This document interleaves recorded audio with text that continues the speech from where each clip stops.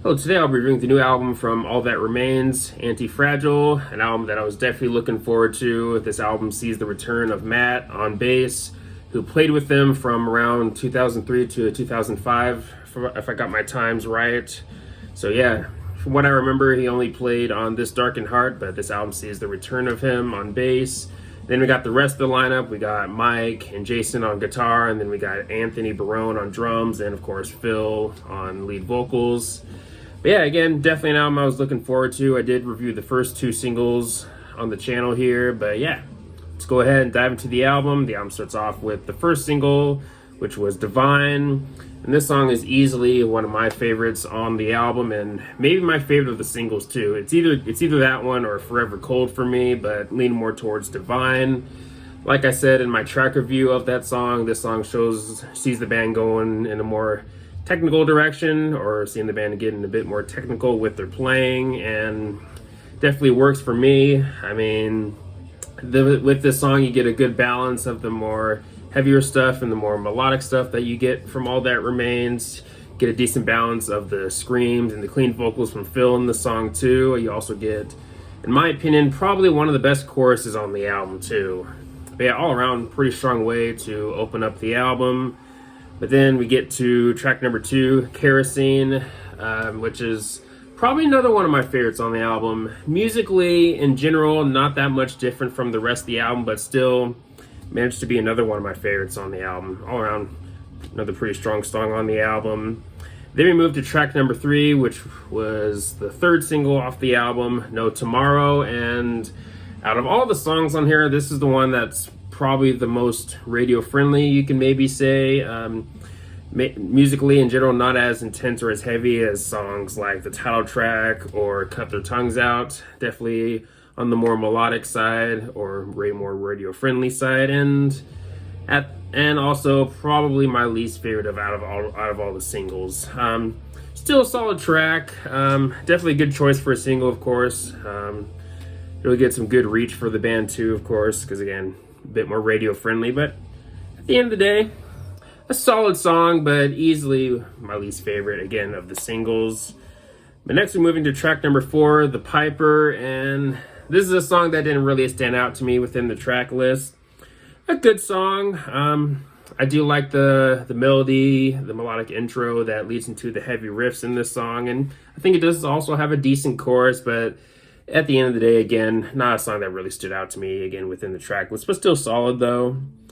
But then we move to track number 5, the title track, Antifragile, and this song through and through is definitely a banger, and to me has some of Phil's best vocal work on the album. You get your cleans, you get your growls, and I think you get a solid scream from him too later in the song, around the 3 minutes and 35 seconds mark, if I got my time right.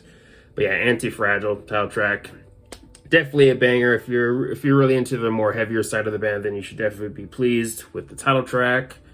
But next we're moving to the 4th single on the album, Forever Cold, and this is probably another one of my favorites on the album. Lyrically, it sounds like it's inspired by the widow of Ole Herbert, rest in peace. And lyrically, it sounds like Phil's trying to move on from his anger towards the widow, Beth, if I got her name right. And Forever Cold, yeah, this is another one of my favorites. I do dig the more aggressive or more heavy vocals that you get, such as in the verses, but I think you get some pretty solid singing from Phil in the chorus, and yeah, for me, another standout on the album for me. Another really good song, I'd say. The next we're moving to track number 7, Poison It, and this is another heavier song on the album, maybe one of the heaviest songs on the album.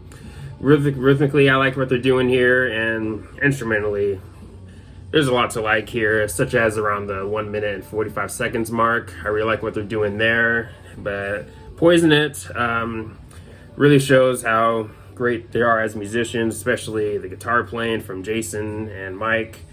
This album also shows that Jason was definitely a great choice to take Ole's spot in the band. And I mean, of course, you can never replace Ole, but Jason definitely, this album really shows that Jason is a really great choice and does a really great job, and this song is definitely an example of that. Solid guitar work, solid riff work in this song for sure.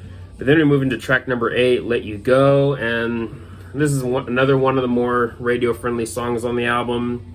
But at the same time, this song also kind of reminds me of the Overcome / For We Are Many era. And yeah, this was the second single, and when it came out, I remember saying I didn't like it as much as Divine, but still thought it was pretty good though. But yeah, a song that's not too different, or not too different from what the band usually does in their music, but still, Let You Go, another pretty good song on the album. I don't know if it's one of my favorites on the album, but still, either way, another solid track. And I do like fills cleans, especially in this song, such as in the chorus. But moving to the next song, we have one of my personal favorites on the album, and I can also see this song being maybe a fan favorite on here, and that song is track number 9, Cut Their Tongues Out. Just like the title track, this song is also through and through definitely a banger. Vocally, Phil touches into the more aggressive vocals. You get some pretty good growls in this song, in my opinion, and I really dig the riffage in this song especially. Maybe it has some of my favorite instrumentation on the album, but this song, again, definitely a banger for sure, and definitely one of my favorites. But then the album ends off with Blood and Stone, and kind of like with The Piper, this is a song that didn't really stand out to me all that much within the track list, but this might be a song I might have to give more listens to, because as of now, not really a song that's really moving me as much as some of the other songs on the album. But with this song, I do like the melodic intro and the melodic outro. Musically, I like what they're doing there, and vocally, I think Phil's doing a pretty good job too, especially when it comes to the clean vocals in this song.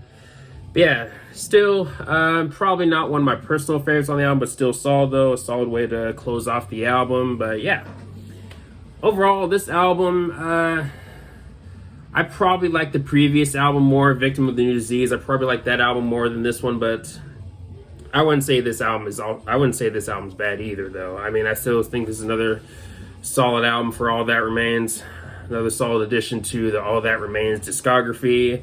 If I were to name some of my favorites on here, of course, definitely Divine, Kerosene, Forever Cold, and Cut Their Tongues Out. Those are definitely some of my favorites on the album for sure. But yeah, if I were to give this album a rating, I'm currently jumping between 7.5 to an 8 out of 10.